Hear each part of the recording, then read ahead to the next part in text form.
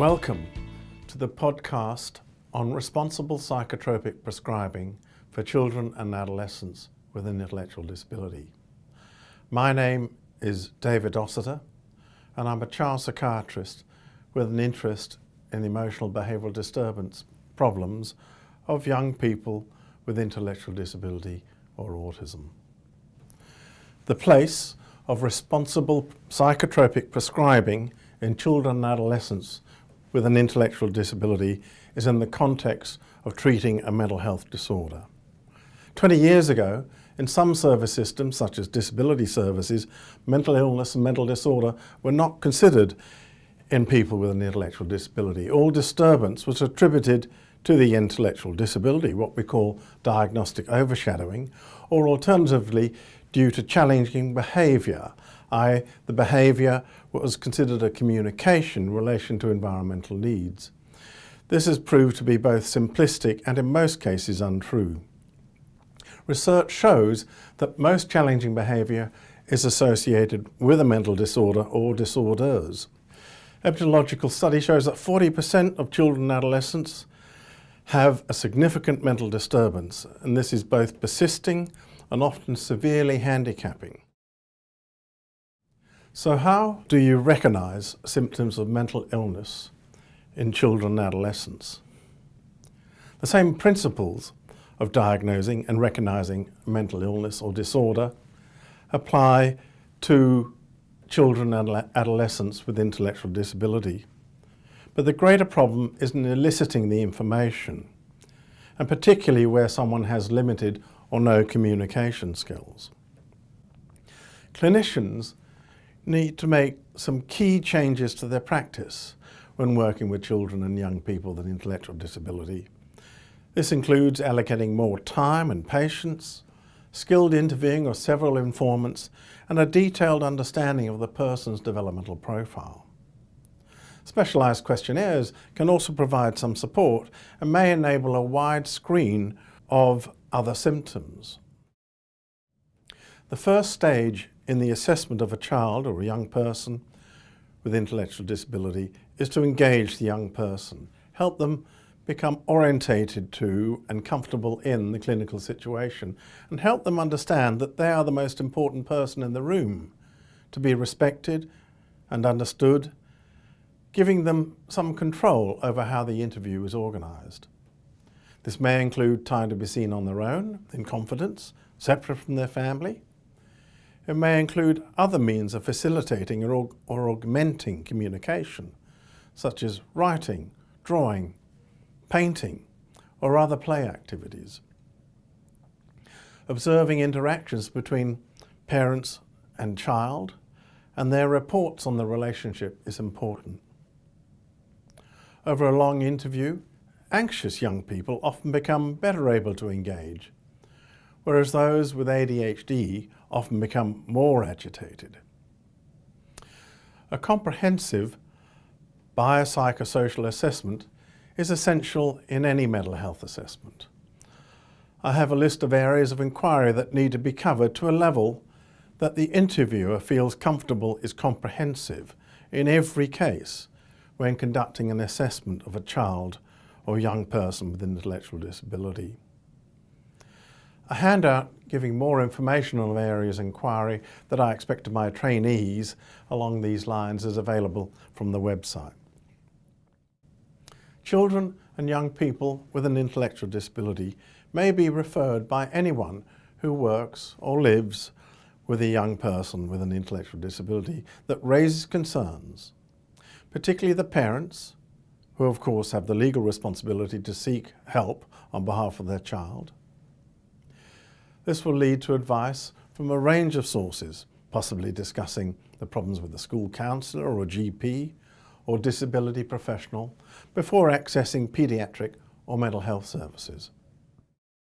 To explore the presenting problem, skilled interviewing involves semi-structured interviewing, whereby one starts with open-ended questions that enable first-hand descriptions and allows the person to tell their own story and express their associated feelings. Further questions of clarification and details follow, ensuring all essential areas of inquiry are covered and pursued until the interviewer feels they have an objective account, including of feelings of the responders.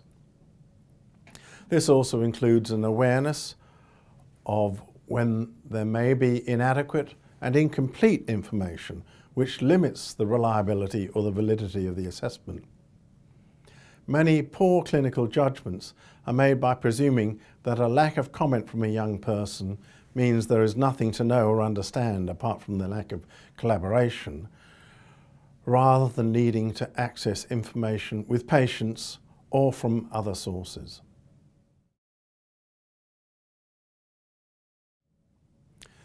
Diagnostic overshadowing is the term used to describe a process of prejudice whereby a full assessment of a young person's behaviour, feelings and relationships, temperament and other problems are not properly assessed.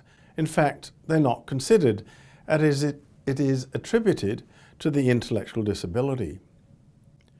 Much depends on having experience of what normal life is like for someone with a disability, and hence it's critical that all clinicians learn to work with and appreciate life for someone with a disability before they can be competent to provide a mental health assessment. This can be achieved through professional development, using resources such as the Intellectual Disability Mental Health Core Competencies Framework. Even in genetic syndromes where there are characteristic patterns of behaviour, what is called behavioural phenotypes, the specific patterns of maladaptive behaviour still need a full bio, developmental, psychosocial, cultural assessment to consider what different mechanisms may apply to different symptoms. Physical health problems must be assessed routinely. A full health check and neurological examination is important with an awareness of previous health problems and treatment. This may be adjusted according to the history and what previous health checks have already been had. Compromise is often needed if a patient lacks insight or compliance into what is happening to them. People with intellectual disability have increased rates of all physical, sensory neural problems, epilepsy, communication problems, and often rare syndromes such as genetic disorders. In the longer term, they're also at greater risk of lifestyle health problems to add to their disadvantages. In the context of serious mental illness, we also do a range of blood tests and often do a brain scan and EEG and consider neuropsychological testing. In this context, the genetic testing of drug metabolism can be helpful. The presentation of mental illness is affected by a person's level of intellectual disability. It is really important to assess the developmental profile of every patient with an intellectual disability, considering the following dimensions.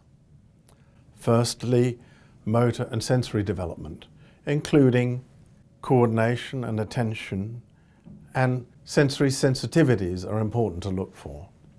Second, self-care skills of dressing, eating, toileting, and helping around the house. Such skills are the best measure of ability for those who are pre-literate. Receptive and expressive language and communication through different modalities of signing or picture communication. Assessing the appreciation of time is often useful. Capacity for social interaction is the most important domain, and one needs to obtain illustrative examples of play skills, including skills in turn-taking, reciprocity of understanding, emotional recognition, theory of mind, and comparing skills with adults versus age-related peers. Lack of reciprocity in thinking and imagination includes perseveration and stereotypies of interests, actions, thoughts, sensation, and behaviours, and sensitivity to change. The first stage of assessing any behaviour, feeling, and thought is to consider it from a developmental age, and to what extent This is out of keeping with one's expectation for developmental age, not just chronological age. In children with intellectual disability, psychiatric symptoms may present as behaviours. The significance of behaviours is often ambiguous. Anger and aggression are the most common complaints and can be associated with anxiety, depression or mania, or may be a communication or challenging behaviour. Similarly, self-injurious behaviour may be a challenging behaviour, but can also be associated with a lack of alternative communication strategies or stereotypic behaviour or sensations, or with depression, anxiety or ADHD.